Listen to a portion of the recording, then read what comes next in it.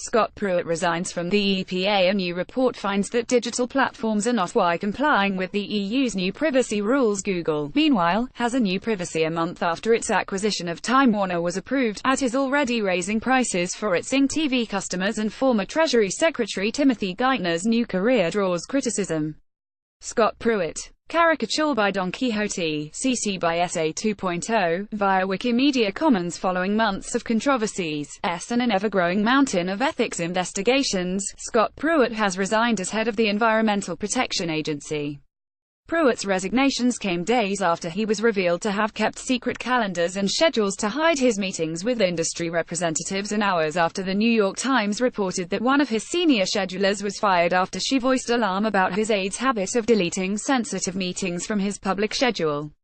The Times' Lisa Friedman and Open Secrets' Nihal Krishan recap Pruitt's written term, while The Intercept's Sharon Lerner recounts Pruitt's many ethics violations and examines the record of his successor Andrew Wheeler, the current deputy administrator of the EPA and a former coal lobbyist with much more political experience and deeper ties to industry than Pruitt. Also in the Times, Norman Eisen and Noah Bookbinder explain how Pruitt became the public face of Washington corruption, arguing that Pruitt has turned the agency into an ethics and regulatory superfund site that will take years to clean up, an argument put forth by the Times editorial board as well. Slate's April Glaser, meanwhile, commends the whistleblowers whose bravery in revealing Pruitt's misdeeds to the world ultimately brought to him down. Techolash News. In the months leading up to the European Union's General Data Protection Regulation (GDPR), tech giants have made a big show of complying with the new privacy regulations. However, a new study by the European consumer organization BEUC, a consumer advocacy group, finds that Apple, Google, Facebook and Amazon are all falling short of GDPR's basic requirements, giving users enough information about why their data is being collected and how it is being used. Business Insider reports. Google found itself at the center of a new privacy this week after the Wall Street Journal reported that the company has been allowing third-party app developers to read and analyze the contents of millions of Gmail users' emails. Google has tried to calm the controversy with a blog post that offers tips for Gmail users on how to protect their privacy. In more than 700 pages delivered to the House's Energy and Commerce Committee, Facebook revealed new details about its data sharing with 52 hardware and software makers, including some based in China. Some of the partnerships continued into this year, and some continue to this day, reports The Washington Post. The European Parliament has rejected the EU's controversial copyright directive following months of intense lobbying by publishers like Germany's Axel Springer and tech platforms like Google and Facebook for and against the bill, respectively.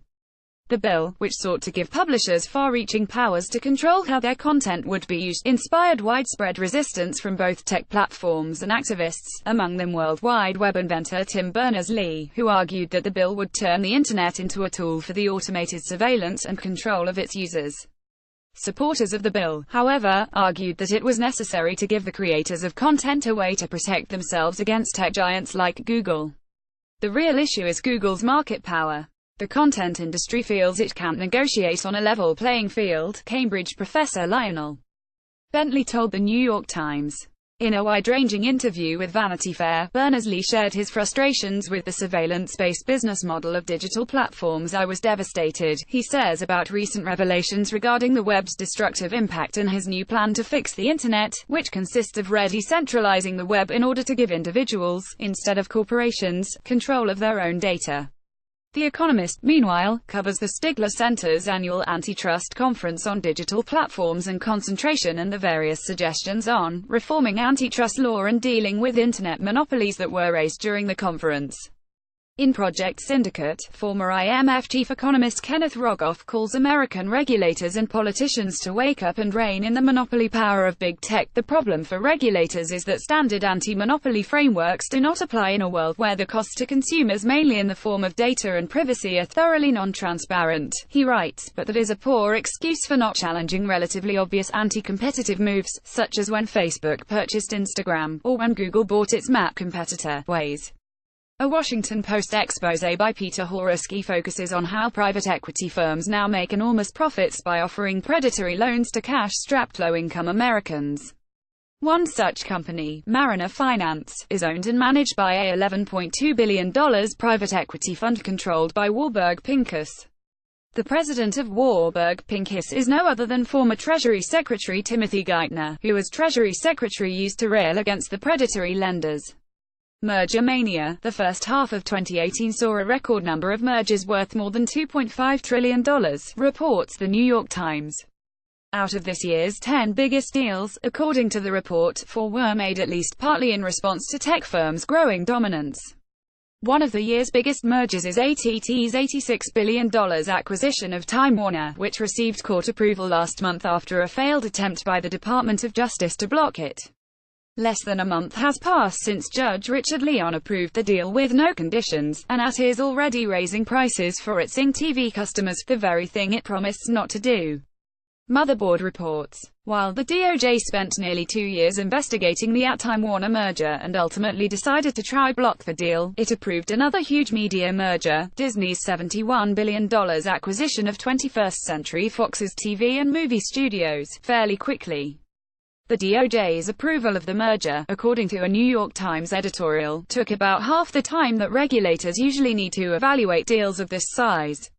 It adds, the Trump administration has denied that politics plays a role in its antitrust enforcement decisions. But it's hard not to be skeptical of the possible motivations behind the Justice Department's approach to these deals. A new report by the OECD presents some grim statistics on the current state of American workers. American workers are more likely to be poor, compared to their counterparts in most OECD countries due to an essentially non-existent collective bargaining system. They are more likely to get fired, and when that happens, they receive very little government support. Only Spain and Greece, in fact, have worse low-income rates, and only Israel suffers worse income inequality. New York's Eric Levitz and The Washington Post's Andrew Van Dam report. Ahead of the 2018 midterms, the Center for Public Integrity examines the state of the Federal Election Commission and finds that it has been 5 years since the agency in charge of enforcing the country's campaign finance laws had a permanent general counsel. The last person to hold the job, Tony Herman, is now a senior counsel at the D.C. law firm Covington Burling, CPI reports. With signs showing Democrats may be able to flip the House in November, companies and trade groups are attempting to hire as many lobbyists with ties to top congressional Democrats, reports Politico. In trade war news, China accuses the U.S. of starting the largest trade war in economic history and imposes $34 billion in retaliatory tariffs, and Russia announces new tariffs on U.S. imports.